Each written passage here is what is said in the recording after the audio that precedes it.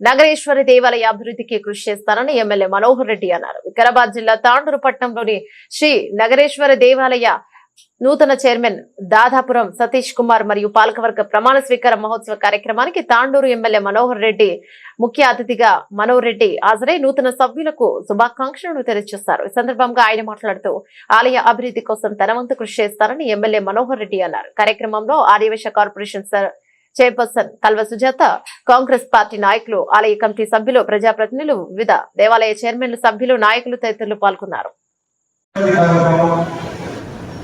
ఈ కార్యక్రమంలో ఇంకా తాండూరులో ఆ టెంపుల్ మాకు ఇబ్బందికరంగా ఉన్నది. ఇంకా టెంపుల్ డెవలప్ చేయాలా ఒక మంచి సూచన చేసిండ్రు. ఖచ్చితంగా ఎందుకంటే గతంలో చూస్తూ ఉన్నారు. ఈ మధ్యన మనం భద్రేశ్వర టెంపుల్కి ఇచ్చినాం. భద్రేశ్వర టెంపుల్ 20 చేయడం తర్వాత గతంలో చూసినాం చాలా మంది దాసోహం కట్టాలని చెప్పి చాలా మంది ఎక్కడినటువంటి నాయకులు కానీ వాళ్ళు ఎక్కడ కానీ పండుగ ఎక్కడ కూడా పండుగ ఆ రోజు చెప్పినట్టు కిరణ్ గారికి దాసోహం వెళ్ళకపోతే చాలా ఇబ్బంది పవిత్రమైనటువంటిది.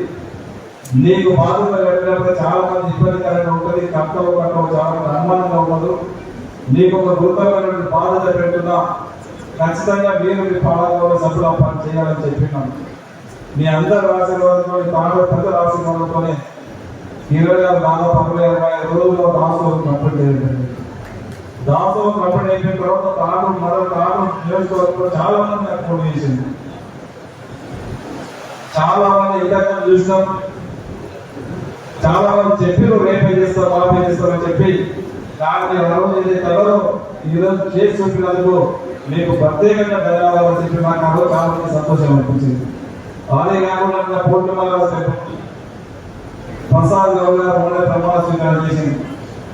గతంలో వాళ్ళ కూడా ప్రమాణ స్వీకారం కూడా పూర్ణిమల టెంపుల్ చైర్మన్ వాళ్ళ చైర్మన్ ఉన్నప్పుడే ఆ రోజు నారాయణ గారు ఎమ్మెల్యే ఉన్నప్పుడు అప్పుడే దానికి డెవలప్మెంట్ ఆ రోజు స్కూల్ బిల్డింగ్ కానివ్వండి, అక్కడ ఉన్నటువంటి షాప్స్ కానివ్వండి, ఆ రోజు డెవలప్మెంట్ శ్రీకారం జరిగింది.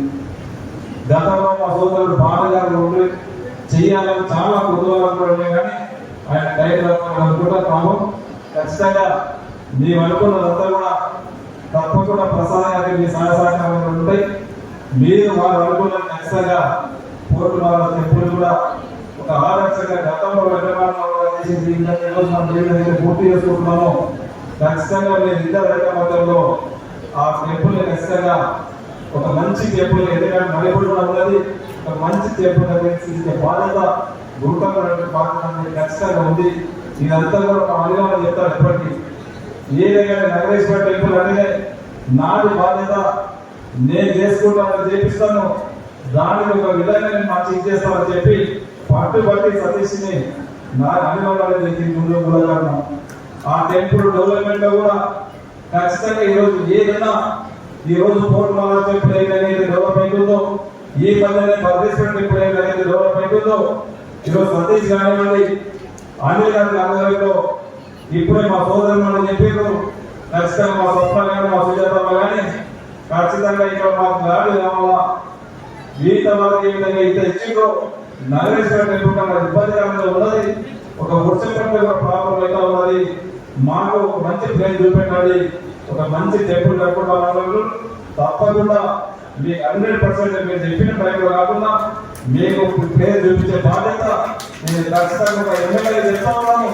నేను ఖచ్చితంగా మాట ఇస్తే మా ఊళ్ళకి చెప్పను నా నోటకి వెళ్ళిందంటే ఎంత ఇబ్బంది ఉన్నా ఖచ్చితంగా మీకు అప్పటి చేసి చూపిస్తారని చెప్పి కూడా మీరు అందరికీ తెలియజేసుకుంటూ ముఖ్యంగా ఇదే కాకుండా ఇక ఇప్పటికీ ఈ రోజు ఎక్కడ చూసినా ఈ మధ్యలో చూసినా అనేది ఈరోజు బస్ డిపోలో చూసినా బస్ స్టాండ్ లో చూసినా స్వచ్ఛందంగా ఈరోజు వాటర్ ఫిల్టర్స్ కానివ్వండి ప్రజలకు అవసరానికి ఈరోజు వీరేంద్ర గంజలు కానీ ఎక్కడ చూసినా ప్రజల అవసరాల కోసం వెళ్ళకాలం ఉన్నది.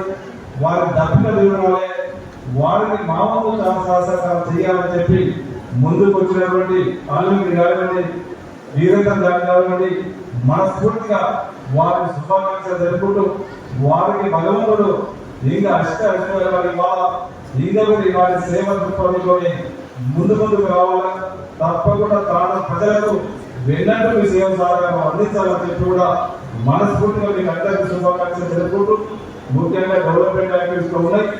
ఖచ్చితంగా గతంలో మనం చెప్తున్నాం, ఈ రోజు యువత వికాసం ఉన్నది, మనకందరం కూడా 15 అప్లికేషన్ వస్తున్నాయని చెప్పేసి వెళ్తామా. ఖచ్చితంగా 17 ఖచ్చితంగా యాక్సెప్ట్ అవుతున్నాయి. వారికి అందరికీ ఏ నోటు పెట్టుకున్నా ఆ 17 మందికి శాంక్షన్ చేయించే రెస్పాన్సిబిలిటీ నేను ఖచ్చితంగా తీసుకోవాలి. వాళ్ళందరూ కూడా 17 మందికి ఇస్తానని చెప్పి కూడా వేదిక తెలియజేసుకుంటూ, అదే కాకుండా మీకు ఇక్కడి నుంచి గతంలో చెప్పినాం, ఇంకే ఎవరైనా చాలా మంది వయసు ధనవంతులు ఉండొచ్చు, దాంట్లో బీదాలు కూడా ఉన్నారు. స్కీమ్ లో ఖచ్చితంగా ఎలిజిబుల్ చేయాలని చెప్పి దానికి నిదర్శనం యువ వికాసం ఉంటుండే. యువ వికాసం స్కీమ్ తెచ్చినప్పుడు అసెంబ్లీలో వెళ్ళినప్పుడు కూడా ఎకనామికల్ బ్యాక్వర్డ్ క్లాస్ లేదు. మేము గౌరవ ముఖ్యమంత్రి గారు అడిగినాం, మనము బీసీలకు ఎస్సీలకు ఎస్టీలకు పెట్టడం మంచిదే, కానీ ఎకనామికల్ బ్యాక్వర్డ్ క్లాస్ కూడా పెట్టాలా, దాంట్లో కూడా నిరుపేదలు ఉన్నారు, వారికి కూడా ఇవ్వాలని చెప్పి ఈరోజు యువ వికాసంలో ఈపీసీని గౌరవ ముఖ్యమంత్రి గారు ఒప్పించి మెప్పించి స్పెషల్ గా మళ్ళీ మనం కాన్ఫరెన్స్కి ఒక 1000 మందిని అడిగిస్తున్నాం.